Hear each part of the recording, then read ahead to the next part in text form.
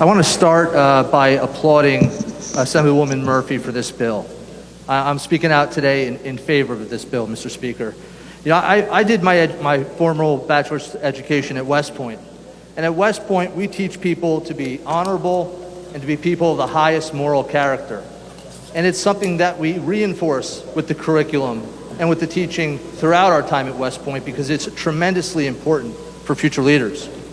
General Norman Schwarzkopf himself said that leaders of the 21st century have to have two things: competence and character. Tolerance of our differences is fundamentally important to being a good citizen in this country. Our children should be taught to be good citizens and good members of society and respectful to their peers and others. There's one school in my district I just want to highlight real quick that's doing this, and that's Lakeview Elementary School in Denville. They're the gold standard for this type of legislation that we're enacting today. They have a program where students, staff, parents, and community members can nominate anyone demonstrating their core values of perseverance, respect, integrity, diversity, and excellence. And then that person is asked to pay that forward to another person.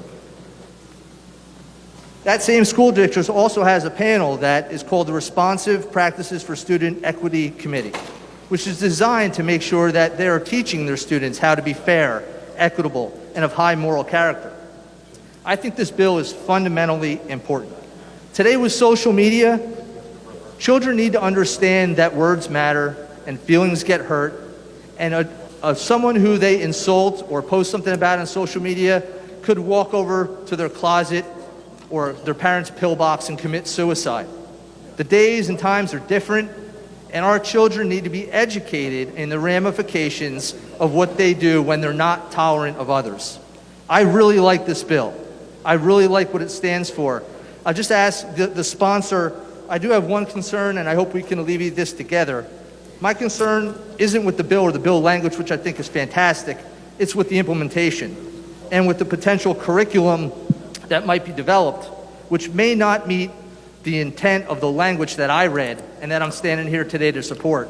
So what I'd like to ask of the sponsor is to allow me to work with you to get with the Department of Education after this bill is passed today and just ensure that when it reaches the students, the curriculum mirrors the legislation and it does provide the type of education that I believe it will. Thank you very much, Mr. Speaker.